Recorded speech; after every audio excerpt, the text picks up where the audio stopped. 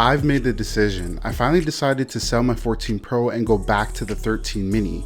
Now, to me, it was a relatively easy decision, but to some of you, you might be thinking, this guy's nuts. The 14 Pro has a 120Hz display, a better camera, and a way better battery life. Why would he make such a stupid decision?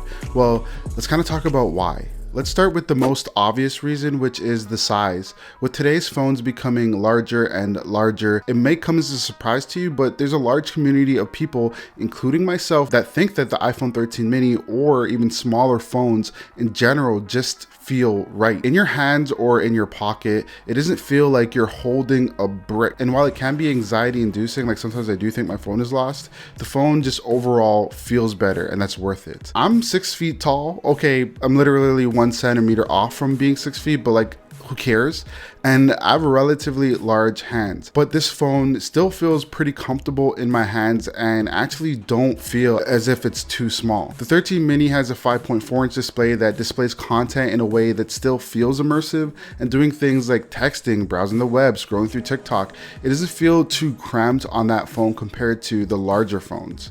On the other hand, the iPhone 14 Pro is great. It really is, but it does feel a little bit too big for me when I'm commuting, going for a walk, or just using it on the couch. It has a large display, but I never really watch content on it that much, so I don't really reap the benefits of the larger display. Also, yes, it has 120Hz, but I promise you, you're gonna stop noticing it after 1 week. To me and to a lot of people, the 14 Pro was not what it was hyped up to be, and it felt a little bit boring. The dynamic island was there, but the implementation of it was horrible in my opinion. I'm not sure if it's Apple's fault or the developers, but like, it would be nice to just have turn-by-turn navigation in apps like Waze or Google Maps. It would be nice to have more functionality overall, and the downside of having it on top of the camera is that you always end up leaving your camera with some fingerprints. One of the main reasons why I switched to the 14 Pro was the battery life, and the battery life on it actually turned out to be worse than the 13 Pro and a little bit better than the 13 mini. I still find myself charging up at around 5 p.m. and during my day in the life video on the 14 Pro, the 14 Pro actually died about 3 to 4 hours quicker than my iPhone 13 mini died. I don't know why. Overall, I feel like the iPhone 14 Pro was not worth the upgrade over the 13 mini because the marketing features that they sold us on, they just felt very lackluster in real use, and my overall iPhone experience just felt worse in some cases. I'm going towards minimalism. And now this might sound similar to the first point, I assure you it's not. In 2023, I have a lot of things going on right this second, including changes in my health, lifestyle, and buying a home, for example, getting engaged. With that said, I've decided to really lean into minimalism and keep only around the things that I need and get rid of the things that I don't.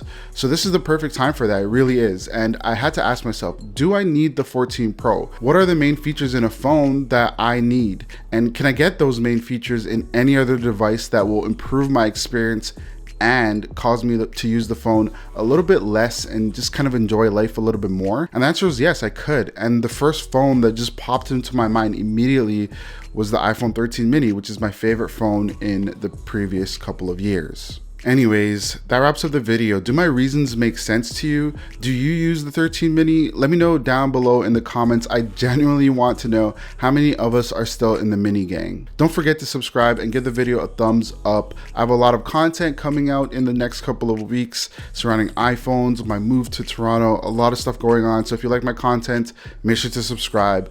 I will see you in the next one. Peace.